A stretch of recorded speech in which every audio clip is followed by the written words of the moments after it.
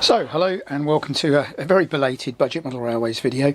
I've actually had quite a bit of time for doing railways, as you can see from the film in front of you. What I haven't had, due to things like army cadets and things, is any time to make videos. So please excuse that. But what I have done is made quite a radical change here, which is to start looking quite seriously at N. And basically what I did is I took this board, which was too small to do a double O gauge layout in, and wondered what I could get in N gauge. I mean, lengthwise, I know people always ask this, so what are we looking at? 1, 2, it's 3 feet by 7 inches, and that's too small to do a double O shunting layout. However, in N, it gives me the ability to have 2 good sidings there.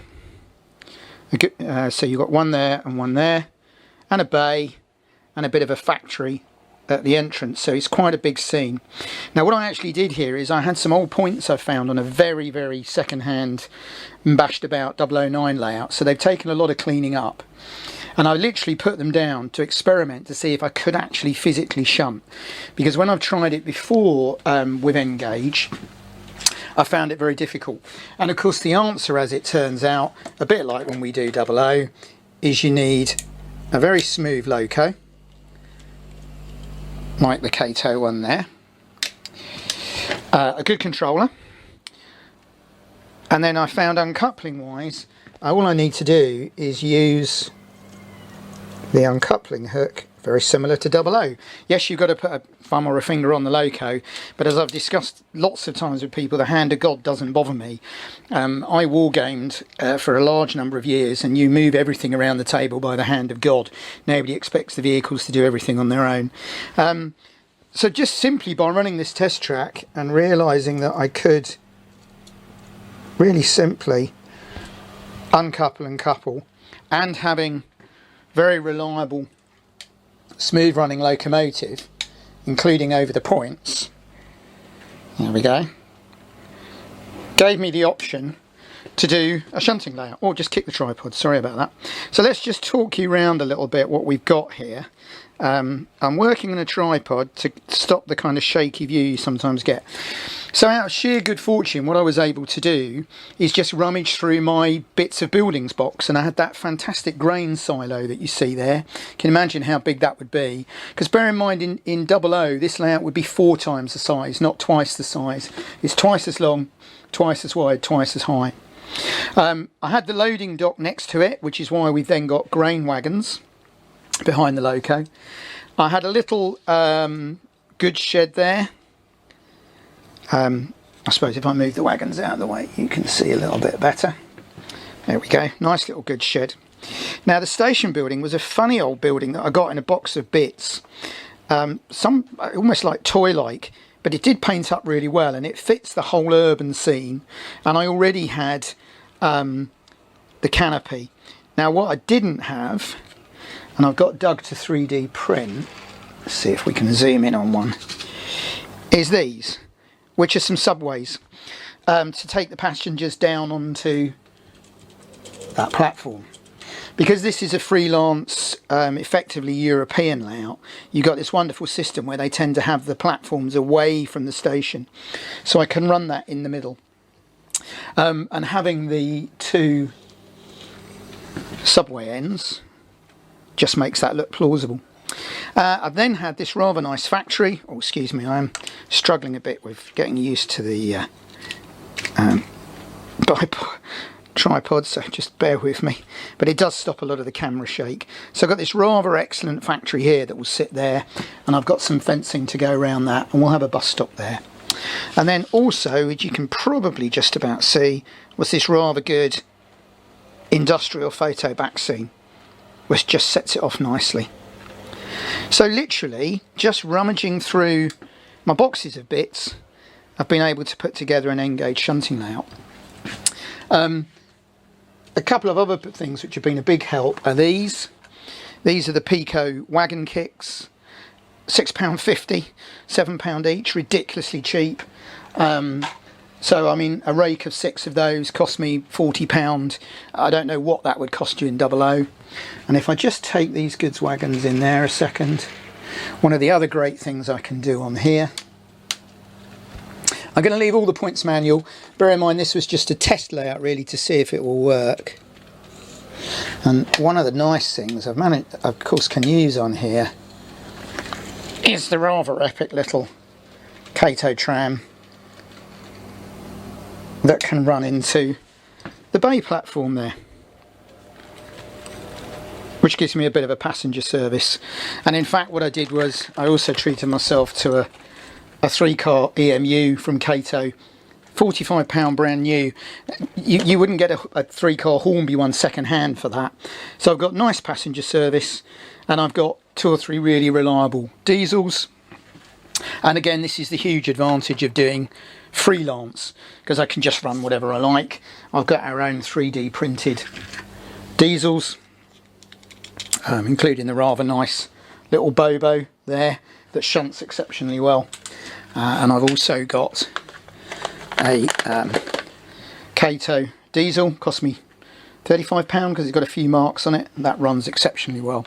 So the whole reason why I've suddenly gone over onto N is pretty much the same as you know, the usual 3 things. I needed smooth running locos, couplings which I could work, and that's kind of really worked with a decent controller, which is the 3rd one. So I am struggling a bit now. I'm having a bit of a sort of moment on whether I persevere with 00, or whether I actually now go over onto N. And I've been busy selling quite a bit of my 00 stuff, because if you see this shot here, that's taking up, including the fiddle yard, which is just a piece of wood there, about half of that bench. And I can't do that very easily in 00. When I had a change round, the shelf isn't wide enough and it's not long enough. And obviously, having done the big scenic layout, it also makes me think about the potential of doing a large N scenic layout.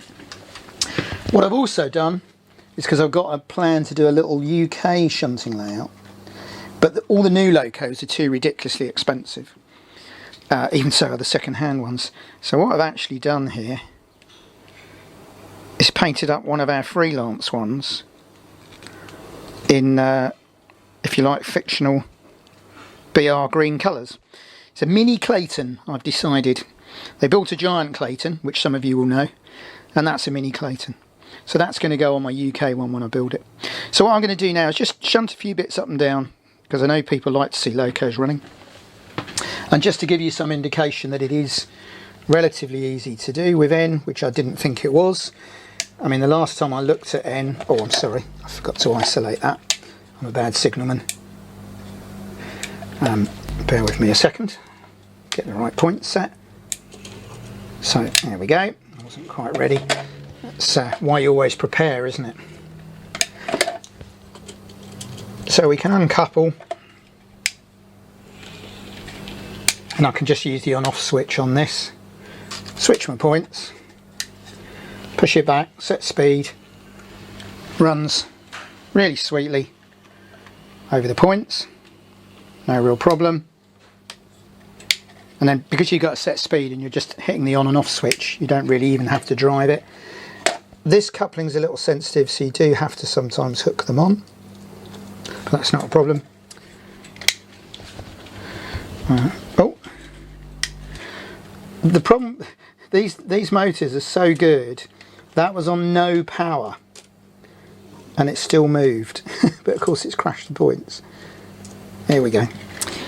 Let's see if we can just zoom in a little bit as we run it off. And there we go. And then in fact, if I run it back a little bit quicker, but just so that we do the video, I can run the tram out of the way like that, and then we can shunt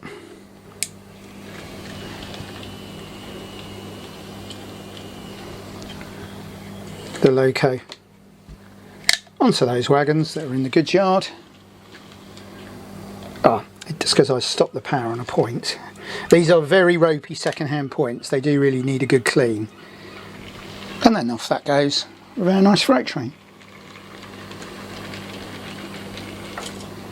So effectively in the quarter of a space of 00, I've got 4 times as much shunting ability, because obviously the runaround loop there holds 6 wagons, whereas in 00 you get the layout I was going to build on this, you could get 2.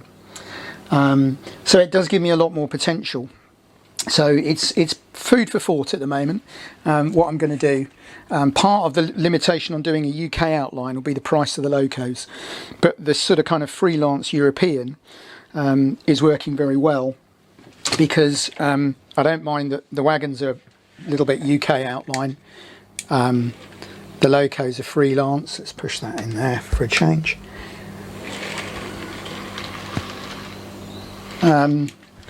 So there we go. It'd be interesting to know what your thoughts are. And I'm going to do a few more updates. I'm going to do a little video on how good these Daypole wagons are.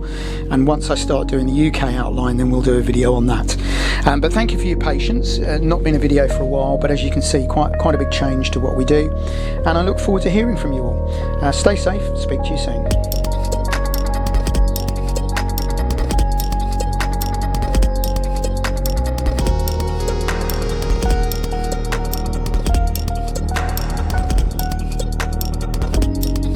Hi, thanks for watching the video and for the nice comments.